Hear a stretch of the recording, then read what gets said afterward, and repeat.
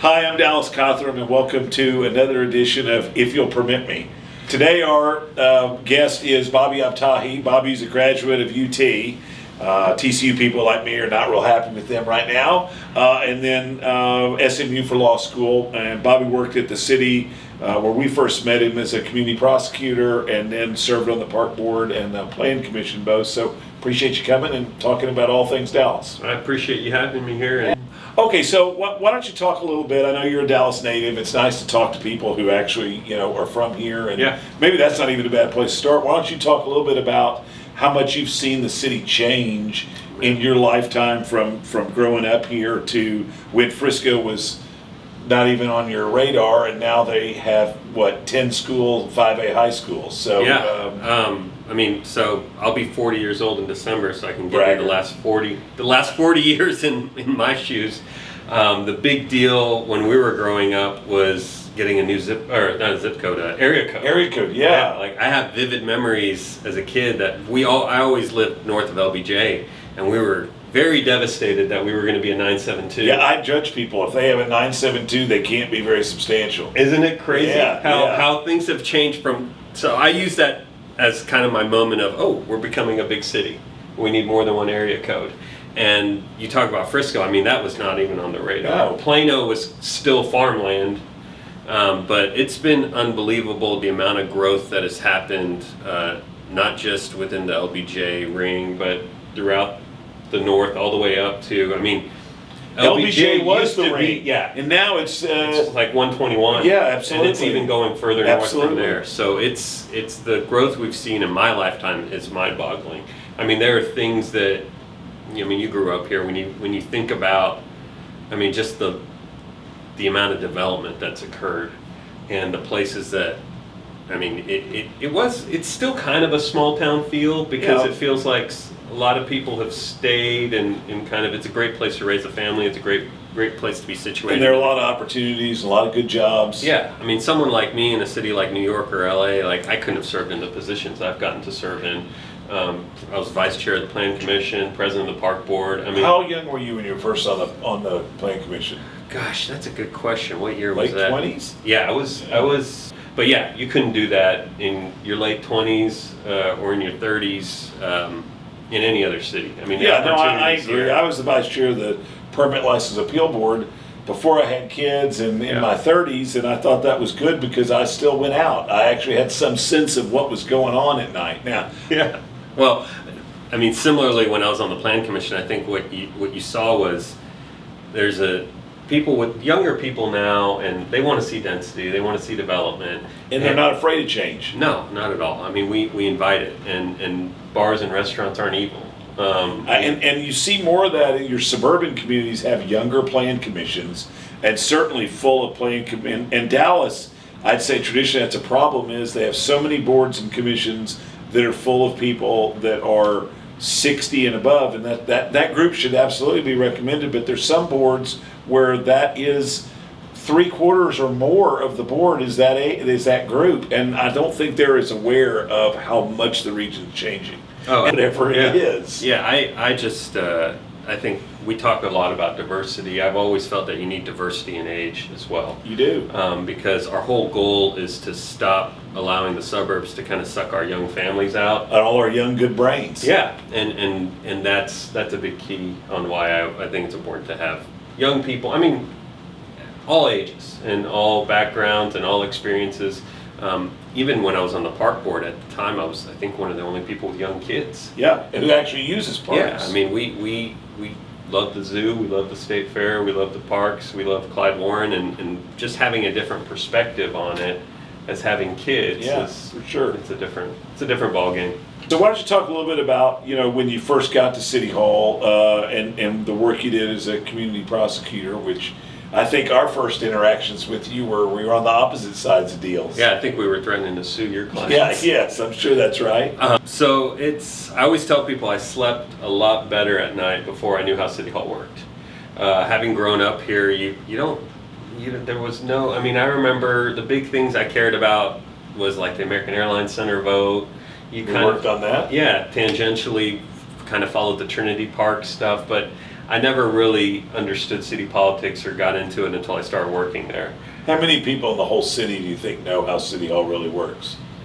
Several Maybe hundred? a couple hundred Yeah, in a that's city what of I think, 1.3 million. Yeah. And within And unfortunately, so many people don't even care. Yeah. They don't know who their council person is. They don't really understand the tax rate or bonds. They don't. Yeah. You know, I always believe that it's really local government that impacts your life the most. But people spend more time worrying about national politics. Yeah, I think that's something people have been trying to figure out why for a long time. And I mean, people I think are genuinely busy and they don't have time, and it's hard to figure out. So my first job, I was a tax attorney at Ernst & Young, and then I became a community prosecutor in South Oak Cliff. So I went from literally being behind a desk all day, every day for my job, to getting a bulletproof vest and a badge and going to a part of town that I'd never visited prior to having the job. When I got interviewed, it was Adam Magoo, who was at the time my boss. He asked, how often do you go to South Dallas or Southern Dallas? And I said, or back then we still called it Southern Sector, and I said, once a year. And he said, why only once a year? I go, well, I go to the State Fair. I go to Texas OU once a year. He's like, oh, well, this job is going to be down there the whole time. And it was an interesting dynamic because in their mind they were like, you're not gonna make it. Well, and there are people, and you might have even been that way, that don't understand even where Oak Cliff is exactly, or how large Oak Cliff is. Oh, absolutely. I knew nothing about that part of town prior to having this job, and it was probably one of the most eye-opening. It was to this day, it was one of the most fun jobs I've ever had. Our first interaction, I think, was over metal recycling place. Yeah, Pontiac. Yeah. And so, and it worked out. I always tell people, if you have reasonable people on both sides, all this stuff works out. Right. It's when you get involved in personalities and politics and so much down here. We tell people, Masterplan clients, the good compromise is both parties are a little unhappy. Oh yeah. And in that instance, it just was working through some of the issues, and there are a lot of challenging land uses in that area. And I think the bar is higher. I think operators across the board are performing at a better level and expect to do the same in the north and the south, or east and west. And a lot of it, I think, is fragmented communication from the city. And so as a business owner, someone comes and says, hey, you need to do X, Y, Z. It's like, well, the other guy told me to do A, B, C. We've got some major hurdles with building inspection, the zoning code. I mean, don't take this the wrong way, but guys like you shouldn't have to exist. No, but we continue to grow bigger. You're absolutely necessary, right? In a city like Dallas. Process. You have to. I tell people all the time, you have to hire a consultant. I mean, you're not going to be able to do this on your own. Thank you, and I agree. And there are not that many firms that have enough people and understand that you've got the local, almost tribal level politics that aren't just at a district level. You got to understand the neighborhood level. Absolutely. And who the elected people are. And often, I think I certainly benefit. I've known every council member since the 1970s. Yeah. And you need to be able to trace back who were those council members in the 80s and 90s, because that heritage and the history they leave behind in those districts informs the strategy we try to come up with. Because Swiss Avenue from the 70s to today, it's improved dramatically because of the hard work of those neighbors, and they're not going to backslide on that. Yeah. Well, if you think about the city as a whole, it goes on the southern border, it's I-20. On the northern border, it's George Bush. Right. That's a huge geographical area, and it's a huge diversity of age, ethnicity, everything. Religion, race, everything. So if you don't have a grasp of all of that and you try to paint everyone with the same brush, you're not going to be successful in doing the type of work that you do. Right. No, you just can't be. And that's why we opened in Frisco, because that's completely different market, and you have to treat those and all these different municipalities operate differently, and they have different rules, and importantly, the unwritten rules. Oh yeah. Talk a little bit about how much time you spent on the Planning Commission, and I think people might be interested. It's a huge job. Yeah. So one thing people don't realize, and going back to having different people on those boards, is I don't think you can do it if you have a regular 9 to 5. And that's probably what skews us to kind of people who are retired or That may be semi-retired. right, sure. And so I left, I was a community prosecutor for about 3.5 years. I did a lot of code, zoning, TABC matters, a lot of things that you guys handle. And so when I left, I wanted to practice for myself, doing not those aspects, but doing business formation, Private clubs for TABC work. TABC work, a lot of the things that we did in the past, but piggybacking on a lot of the things you all do. And so because I worked for myself, I was able to go sit on the Plan Commission and spend about, gosh, when I was the vice chair, I was probably spending between 20 to 30 hours a week on it, including meeting time, prep time, meeting with folks. And the meeting itself, which is sometimes 9:30 to 8 o'clock at night. Yeah, absolutely. So it was something that took up a lot of time, but it's fulfilling if you think about it, because You're really helping make the city of Dallas. Our clients who aren't as active in Dallas don't realize that most of the sausage is made at the Plan Commission. yeah. And the council members in probably even most cases, it's fair to say, the work's already been done at the commission. Yeah. And they generally approve what happens. And that's, that should be how it works. That's good because committee work, yeah, that's good committee work, and it's unreal to be able to drive by a skyscraper or a project and see it come That to you worked on fruition, that. that you worked on it. Yeah, Yeah. I still look at the Clyde Warren, the stuff around Clyde Warren Mhm. Park that we worked on, projects we worked on when you were there. Yeah. For sure. I go, Rosewood Court and the Hunt Building. Yeah. I worked on those. There's lots of ones that I'm immensely proud of. In our 40-year history here at Masterplan and over 50 with La Barba, it's proud. I looked at a list of best bars the other day, and Yeah. between Masterplan and La Barba, I think there were 16, and we were on 11 or 12 there you of go. them. And Yeah, served on the Plan Commission. I was the vice chair, and did you have kids yet before you were on the commission? No, that's actually why I transitioned off Yeah, of I it. thought that might have been the reason. Yeah, so my wife was pregnant, and we were about to have our first baby, so I stepped off the Plan Commission because I wanted to spend more time with kids, and kind of had decided to stay away from City Hall for a while. I was still involved in other things at the time. I was president of the Friends of Fair Park. And you do Trinity. Trinity Commons, yeah. and trying to do some of the work with the park down there. But I still kind of stayed a little involved, and really out of the blue, Mayor Mike Rawlings, who was the mayor at the time, called me to breakfast and said, "Hey, I want you to be the president of the park board," which... It's a huge honor. Yeah, it was. And honestly, the fact that we were starting a family, and I said, you know what, I can take my kid to a park groundbreaking, I can take my daughter sure. to a ribbon cutting. Taking your kid to a zoning commission meeting or a neighborhood meeting, probably not really a good use of time. Better be sure the iPad's fully charged. Yeah, exactly. So I did that during the final couple years of Mayor Rawlings' term, and it was great. My daughter grew up getting to see the hippos at the zoo, doing a lot of groundbreaking projects, cutting the ribbon on the aquatic center. Dallas is really, when you look at it, where we were 40 years ago and where we're going to be in the next 4 years, I think it's going to be a different ballgame. Where do you feel Dallas is going to be on the financial side over those 40 years? You worried about that, and on basic infrastructure? Absolutely. I think if COVID has shown us anything, it's that kind of having to deal through the stress of losing people, not having employees. Right now you can't get trash picked up on time. You got crime rate going up, can't hire police officers. The streets are in awful condition. Streets will probably be catching up for the next 20 years. Same with all the traffic signals. Yeah, and that's kind of where, if you look at what are the dark clouds on the horizon, it's probably the fact that we have aging infrastructure and kind of not just the hard infrastructure like concrete and things, the people. City Hall is struggling to keep people, train people, get a next generation of employees in there that are willing to do the things that need us to become a world-class, efficient city. The mess going on with the building department and the permitting is just kind of the tip of the iceberg if you look at it. And you've had so many key retirements that they lack institutional knowledge, and you can't replace that overnight. Yeah, absolutely.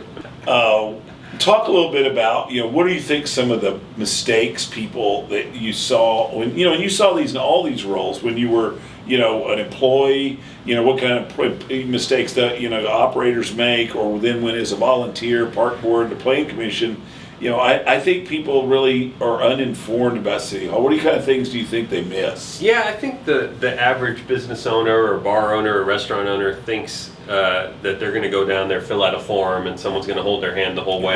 Help them, yeah, which unfortunately that's not how it works. Why that's the case, we could spend months discussing, but because there are some communities that do, but they have a lot more employees, and that's what their culture is. Yeah, absolutely, and that's when people come to me and talk about building or buying a business, that I tell them you can't do it on your own for that very reason. The problem becomes if you start it on your own, sometimes you make a mistake that you can't come back from. Yeah, that's right. And so that's why it's really the way the system is set up. It's its own profession. It's its own subject. You need subject matter experts in most things. And so I wouldn't, if I had a problem with my heart or my brain, I wouldn't try to self-diagnose it or self-fix it. I'd go to a doctor. And so that's really there's a niche market that you guys fit in well for Dallas and other cities, and that's because none of this it's logical. If everything just based, it's not linear either. No, it's so many different, what we talked about earlier, personalities and rules that have been unwritten rules that you wouldn't know unless you've been around for 20 years. That you break one of those unwritten rules, you're not coming back from it. No other city in the region gives their planning commission as much authority on platting matters as Dallas, but Dallas has that 8.503 of the code that gave you guys and does today so much authority to determine how you feel about a plat. Everywhere else, they assume that, oh, well, you're the property owner, you know what's best. Dallas, that's a really good example of people walk in good faith, and they really get ambushed. Oh yeah, and I think that not just that, but on what is the Oaklawn Committee? What if you don't know what that is, and you go file an application, you try to get a zoning case before going and asking the Oaklawn Committee's permission? Well, guess what? You lost. You burned some bridges in the meantime that are going to be tough to repair. Yeah, and that's one of the challenges of Dallas, and I bet this is for planning commissioners, is there are a lot of people, there are a very small number of people that create a lot of noise. There's really not the widespread community involved in things. Yeah. And it is challenging for us that a lot of those people are not, in my mind, never in favor of anything. Yeah, and there is a vocal minority that, you look at it, the census numbers were released yesterday and today, and Dallas grew by 8 to 9%. Well, Denton and Collin County grew by 50%. Right, and that was true in the previous census. Yeah. Dallas loses in that census every time, and we just can't keep losing that. I mean, one of the reasons it loses, though, Dallas likes to talk a big game about being more dense, and it's always in you should be dense in a different district. Yeah. Not in District 1. Oh, you can't do it in 14. Yeah. I mean, it's. Do you think this is maybe changing? I think so. If you look at some of the faces that sit around, not just the horseshoe for the council and the committees, they have skewed younger. For sure. Look at the council today and what it was 10 years ago. I mean, and 20 or 30. Yeah. And so what you're probably going to see over time is slowly the changing of the guard from one generation to the next. And I think my generation, your generation, we understand that, look, you're going to need, traffic is not a bad thing. It's a good thing. Yeah. When there was no traffic during COVID, and it really worried me, as soon as I started seeing out our windows traffic, I thought maybe the economy's coming back. There you go. And compared to other metropolitan cities, our traffic's not as bad as theirs. No, not at all. That's kind of part of the price of living in a big city. Well, you want people to spend, live, work, play here, so they can spend money, increase the tax base, so you can pay for all those things we all need: roads, police, and sanitation. But I mean, when you look at there are small towns in rural Texas that are dying to have some traffic. So it's kind of it's funny when we're a little spoiled. I mean, we want all of our amenities, but we don't want anyone else to use them either. I mean, it's like. Anything else you think that trends or things you're seeing in particular that? I think we're going to see more of the thing that worries me is we're going to see maybe more polarization around things, and our local elections are becoming so partisan, and it's just, I think once people start getting back to, hey, common sense, logic, sometimes less is more at City Hall. We don't need to try to do every single thing in the book. Let's do the basic ones well first. And during COVID for sure, we have seen on neighborhood groups, it's more important for them to win on a zoning case, even when maybe the underlying zoning's industrial, and they could end up with a worse result. I hate that kind of zero-sum game where no one really wins. In the end, it'd be better if something that's kind of in the middle gets worked out. It just, I know a lot of people are upset right now. This is a period of great change in unprecedented. Yeah, and then that's hopefully we'll grow stronger from it. We'll see. Well, you'll be a great mayor. Thank you for joining us on If You'll Permit Me, and thanks for being our guest, Bobby. Thank you. Thanks for having me. Yeah, absolutely. Fun.